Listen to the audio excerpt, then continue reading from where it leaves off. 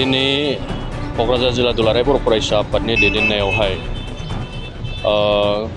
थांनाय बावैसो आर्बान डिपार्टमेन्टनिफ्राय मोनफ्रोमबो पइन्टआवहाय मोनसे बर्ड डाइरेक्शन होनाय जादों। दा बेवहाय जोङो नुनो मोनदों बेवहाय बिथांमोना इंराजि हांखो जों बाहायनानै बे बर्ड डाइरेक्शनफोरखौ होनाय जादों। बियो मोजांनि बाथ्रा, नाथाय जोङो बेखौसो बुंनो गोनां दिनै बेवहाय मानो इंराजि हांखोजोंल' लिरनो मोनखो? बर' रावखौ दिनै बिथांमोना बा असमिया हांखोखौ दिनै बिथांमोना मानो बाहायाखै? दिनैहाय बर' राव हांखो हिसाबै जोङो भारतनि मोनफ्रोमबो दिनै हारि हारिसा थानाय गोबां माने गिदिर भारत बायदि हादोरावहाय बर' रावा दिनै 80 सिडिउलाव मोननाय मोनसे मानदान्दा गोजौ थाखोनि राव।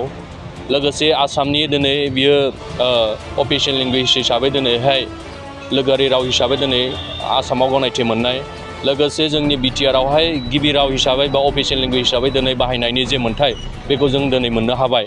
नाथायहाय दिनै जेबायदि मोनसे जोंनि बिटिआरनि मोनफ्रोमबो माने आर्बान गोग्लैनाय एरियाफोरावहाय जे जों नुनो मोन्दों बर' हांखोखौ बिथांमोना नेग्लेक्ट खालायदों। वाइ नेग्लेक्ट बाय बर' लेंगुवेज? मानि थाखाय, मा जाहोननि थाखाय? दिनै जोङो बेखौनो दुलाराय बर' फरायसा आफादनि सासे बिबानगिरि हिसाबै बेखौनो जोङो बे खोमोरनाय हांखोजों जोङो खोमोरनायनि गेजेरजों जोङो खावलायहरदों जे बेवहाय गिबि राव हिसाबै जोंनिया बर' थानांगौ, बेनि उनाव एसामिस आरो इंराजिखौ बिथांमोना बाहायनांगौ। जोङो थांनाय बावै क'क्राझारावहाय गोदानै लुफुंनाय मेडिकेल कलेज एन्ड हस्पिटाल, बेवहाय एसामिस आरो इंराजि हांखोजों बावहाय मेन गेटआवहाय बर्ड होनायखौ जों नुदोंमोन। बेनि लोगो लोगो जों थांनानै रायज्लायनानै बेवहाय बे बर्डखौ बोख्लायहोनानै बेवहाय बर', एसामिस आरो इंराजि हांखोखौ बाहायहोनायखौ जोङो मोनफिननो हादों आरो नुफिननो मोन्दों। दा दिनैनि थारिखआवहाय बेबायदि जोंनि मोनसे मानदान्दा थाखानाय रावखौ जोंनि बिटिआरआवहाय बाहायाबा बबेहाय जोङो बाहायहैनो? दा बेनि थाखायनो जोङो आर्बान डिपार्टमेन्ट बा गुबुन मोनफ्रोमबो डिपार्टमेन्टखौ जों खावलायदों जोंनि बिटिआरआवहाय गिबियै जोंनि बर' हांखोखौ बाहायनांगौ, मोनफ्रोमबो कर्ट कासारि अफिस मावख'फोराव बाहायनांगौ।